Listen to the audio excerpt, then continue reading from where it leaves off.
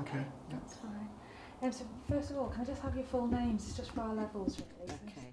Linda Bleasdale. Linda Bleasdale. Just spell your surname for me. B-L-E-A-S Dale. Okay. And just the same. I'm Kenneth Graham Weaver. Okay, just spell your surname for me, Graham.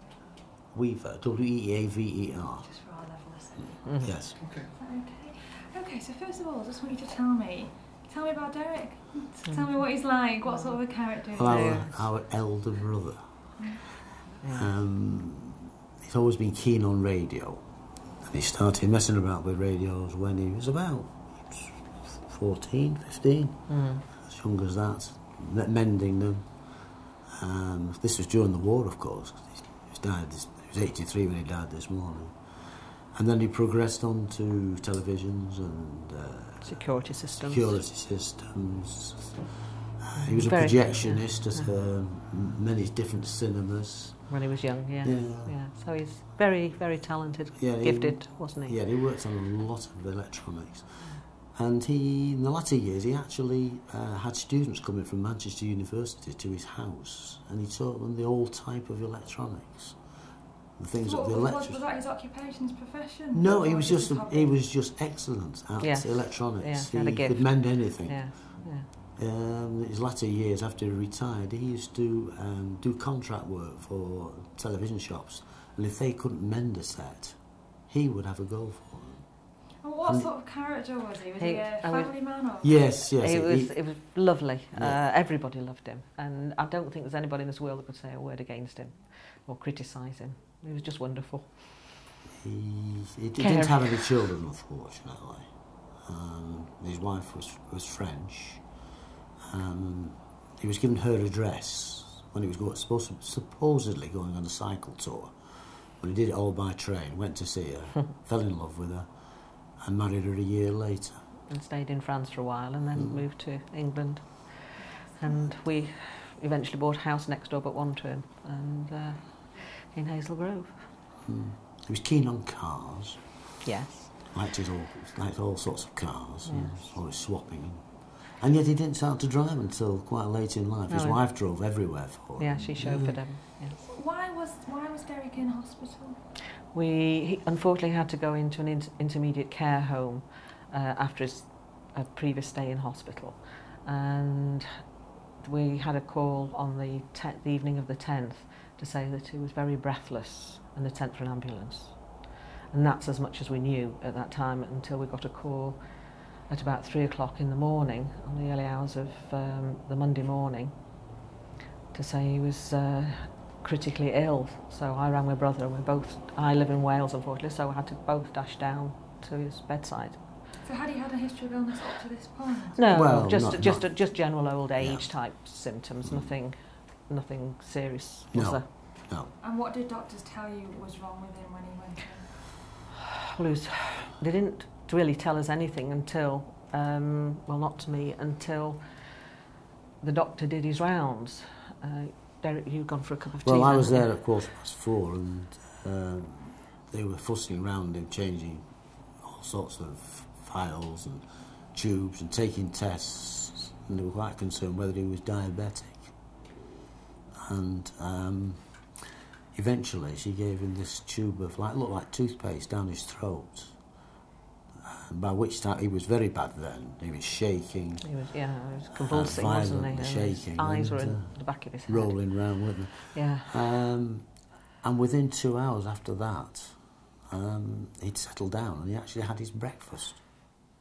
But then after breakfast he started to deteriorate again. So whether that was an antidote to something, we don't know. So at this point, did doctors give you any indication as to whether it was likely that he was going to come out of hospital? Or that he no. When Graham went for a little bit of breakfast, the doctors did the round then, and he started actually talking about the Liverpool care plan. But I asked him if there's anything they could do to help him, and he said, well, we'll try steroids, and it was from really steroids as well that sort of boosted everything back up to normal, otherwise he was really fading. But it's been like a roller coaster for the last 10 days. So the date he went in was the 10th? It's evening of the 10th, yes. At what point did you realise that he may have been affected by this contaminant? Not till I was told about it by the hospital on the Thursday morning. Yeah, we didn't know much. No. Not the Tuesday morning. No, it was Thursday morning. I wasn't told till Thursday morning. And that's the day the press... Yeah. That's what I'm trying to establish. Yes. Did you find out before, did it appear in the press and then you found out, or the other way I was around? told Thursday morning, and I think it was in the press later. Thursday, was it? Right. That's how I remember it anyway. So you were told by the hospital first? Yes, It's by not- the it's head not of the that you saw hospital. it in the I think press it was and the then started to panic. No, you no. You were told. No, I was told How beforehand. did you feel when you were told that? I'm absolutely sick that anybody could do that. Just such a wonderful person. Everybody in the hospital said what a charming, lovely gentleman he is. He's never complained once, has he? No. He's just accepted everything that's been thrown at him. And he's been through hell and back. The staff have been absolutely wonderful with him, particularly in E3. What was running through your mind, obviously, when it did emerge from police that, well, the word they used was that this was a malicious attempt? So I it just- hadn't been an accident, somebody had Just deliberately done this. can't You imagine can't comprehend it. why. Or what would make somebody do that? What motive? But you live in Reason. hope. All the time we were waiting for him to sort of pick up. And last night was a really good night. It was the first time. I actually went home for the first time for days. And then we got a call this morning, early hours again, that it was very bad. And it's How angry does it make you that someone's done this? exceedingly. It's very difficult to take in, to comprehend that somebody could do that to innocent people. Because we don't come across these sort of people in our normal lives. I mean, no Derek wouldn't even hurt a fly, would he? No. When you found out, obviously, about the first 3 people that had lost their lives, what thoughts did that put in your head? Because I can imagine Well, that would obviously make you fear the worst. you Oh, know. yes, obviously we're very concerned about Derek's welfare. The sort of the shaking that he had sort of slowed off over a period of days, but it wasn't pleasant to watch. But he had pneumonia as well, which I don't know what stage that set in, but it was fairly early on. And did the hospital, were they very transparent with you? Did They keep were you very, as- very yeah. good. They were yes, fantastic, they yes. kept us Yes. informed all the Yes. time. And the police, they've done a brilliant job Yes. keeping us informed of what's going on. But he's had so many peaks and troughs. Yes. We're It's sort been of- a roller we're- coaster. We've been up and down as to what was Yes. going to happen to him. And last night I said it was the best night he'd had. Yes. He actually had a mint off us and he was talking. Looked at a And magazine nephew, briefly. yeah. We had a nephew there and we were all talking about cars. And he couldn't speak, of course, but he's nodding his head and he was taking it all in. And then this morning, of course, I get a call at 7 o'clock this morning. I was coming to the hospital in any case at that time to say that he was very ill. But we've tried to make sure that he's not been on his own, haven't we? We've Yeah. been taking it in turns to be with him all the time from sort of 7 in the morning till 10 at night. Did you feel in any way prepared for today? I can imagine that nothing prepares you. I think, yeah, I think- you reach a stage where you think, well, we don't want him to suffer anymore. No. I mean, it was terrible this morning when we got there to see him as he was, Yes. gasping for breath. And we knew that the hospital had done everything within their power to save him. And you're thinking, well, you know, please just go in peace. Yeah. And the minister there, a lady, I can't remember her name, she was absolutely Yeah, brilliant. she's paid several visits Have the and said prayers. Have the hospital been able to give you any further information regarding whether or not they think it was the contaminated saline that was directly responsible for his No, death, we- or whether it was other We haven't factors? pushed the point with the No. hospital because the hospital staff are very upset. They are. They're very dedicated people, and for this to happen to them in their hospital has hit them very, very hard.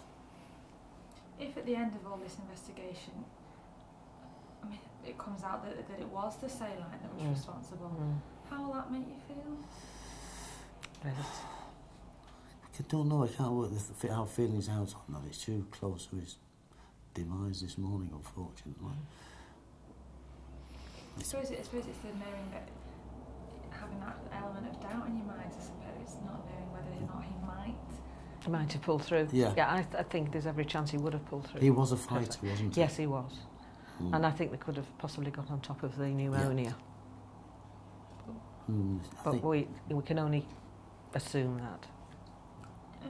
How does it make you feel to know now that it could, obviously only could, but it could possibly be a member of medical staff that's done this? Obviously we don't know this yet, No. and we won't even be able to. It's very difficult. We don't even know if we'll be able to. It's very difficult for us to understand how the minds work on these people.